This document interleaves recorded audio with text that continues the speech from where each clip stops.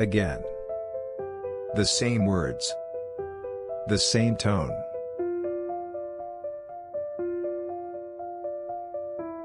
I scrolled down. This was the 10th one, or maybe the 12th.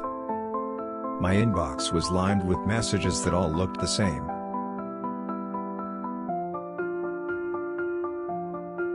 There was no emotional reaction anymore. It just felt like the world was quietly confirming, again and again, that I didn't belong on any of its lists. A row of small yellow post-its was lined up on the wall. Each one had a company name pressed in pen. Most had an X drawn through them. Only a few remained.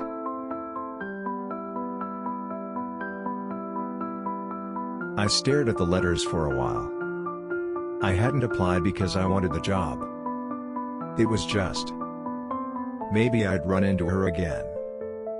In an elevator, in a hallway somewhere. I hit that button for just that slim chance. I still hadn't crossed it out.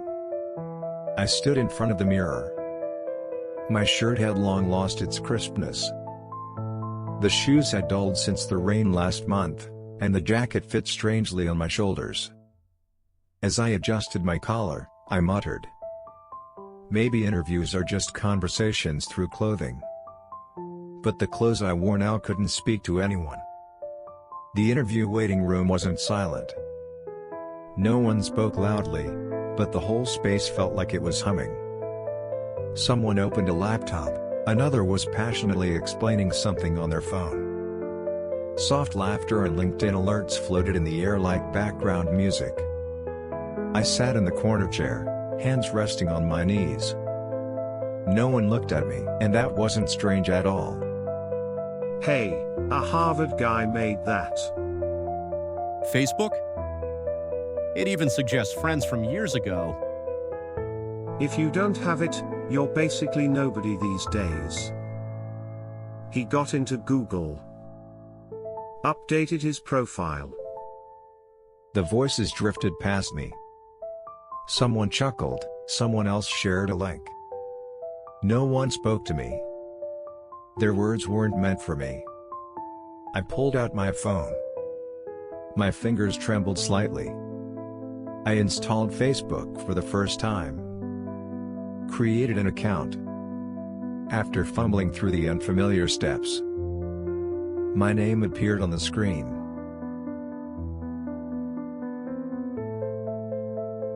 In the suggested friends list, her name, Eva. Still smiling. Standing in front of the J&B building, with men in suits. She looked happy in the photo. I quietly deleted the app.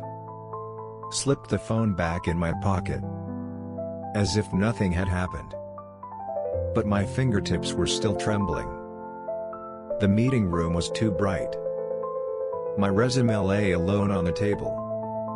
The interviewer flipped through it without looking at me. You wrote, a consensus system based on decentralized structure.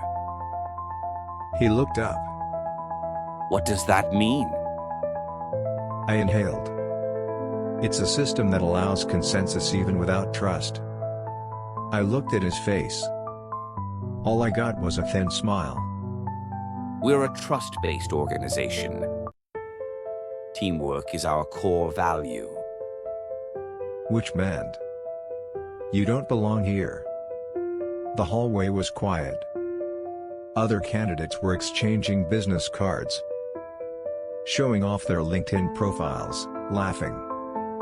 I turned around silently with my bag. Each step of my shoes echoed too loudly.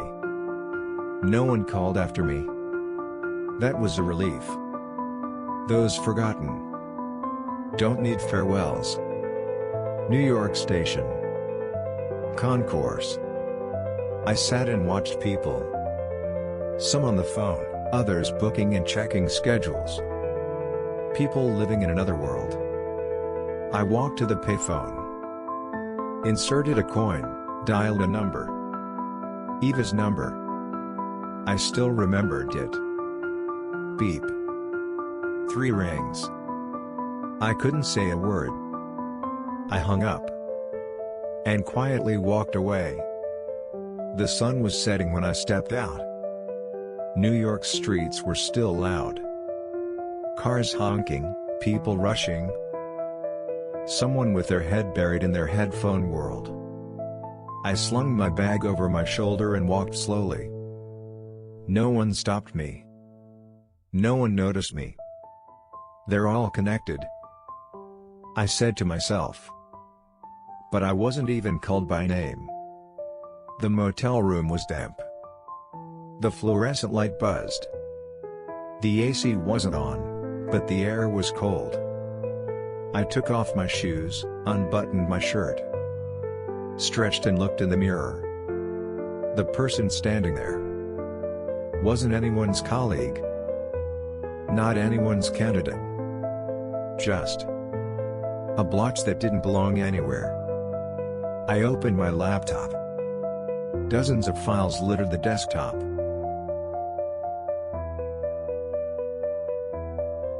I opened them one by one. Inside were words I never wanted to say. Sentences I forced myself to write to sell who I was not. I rolled a pen on the desk, drew a circle in the corner of a notepad, then another dot, and a line. The dots and lines kept multiplying. It wasn't just a doodle anymore. It was a structure. Distributed nodes. Connections without a center. But one dot had no connection. That was me. I opened the laptop again. Created a new text file on the desktop. Named it. The screen went blank. The cursor blinked. I typed slowly.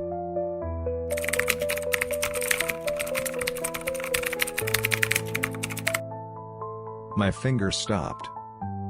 That was a question no one could answer for me. It was the first time I had asked myself something real. I typed again. Slowly this time, with conviction.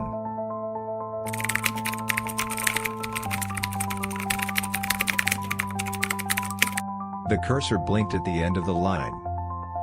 I stared at the screen, unmoving. There was no sound.